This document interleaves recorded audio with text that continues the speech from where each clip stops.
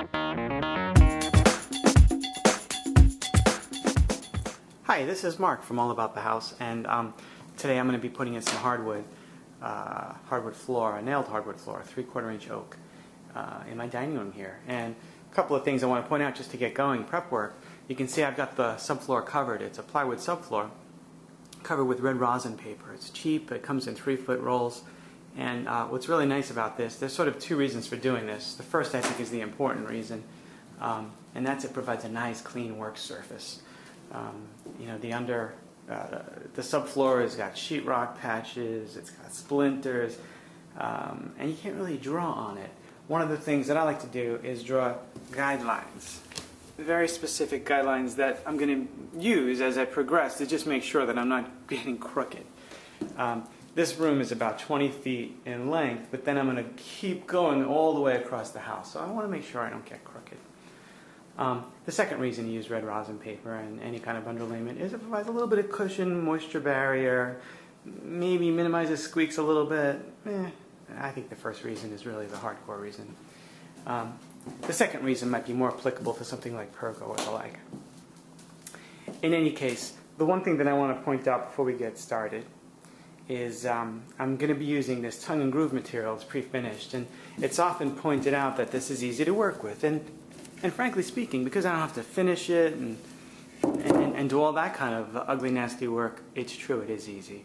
You have to have the right tools, and we'll talk about those as we progress. But what tends to be understated is how you lay this out. The room, you can't anticipate is perfectly square. And I've watched a few videos on this, and I don't really see that stated in those.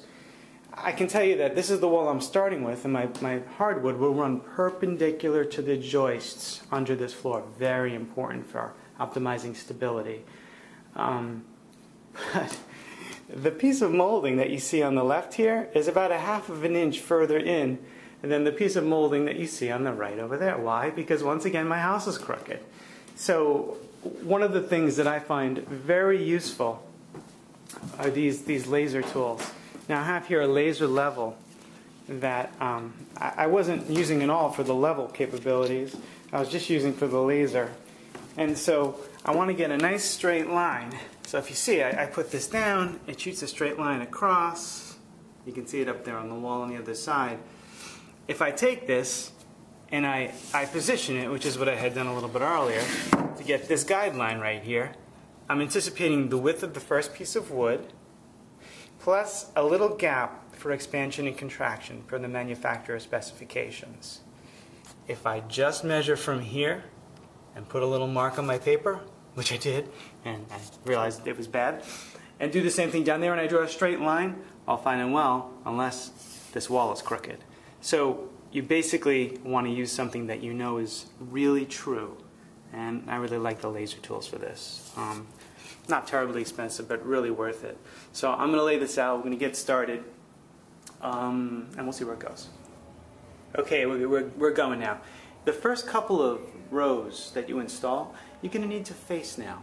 And what I mean by that is, normally you're going to use a blind nailer, and you're going to put a nail into this part of the hardwood here, the tongue.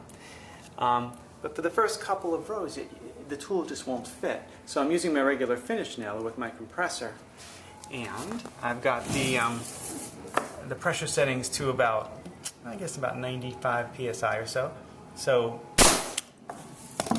every 6-8 inches you put a nail in. But again, there's that guideline, and you see that I've got it going right to the edge of the wood, and there's my space in the back for expansion.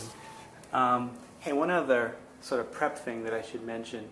Below this floor is a basement, and as I shoot these nails through this through the plywood, it's going to make splinters all over everything down below. So if you've got anything underneath your floor, put some plastic down on it in advance. It's a good move.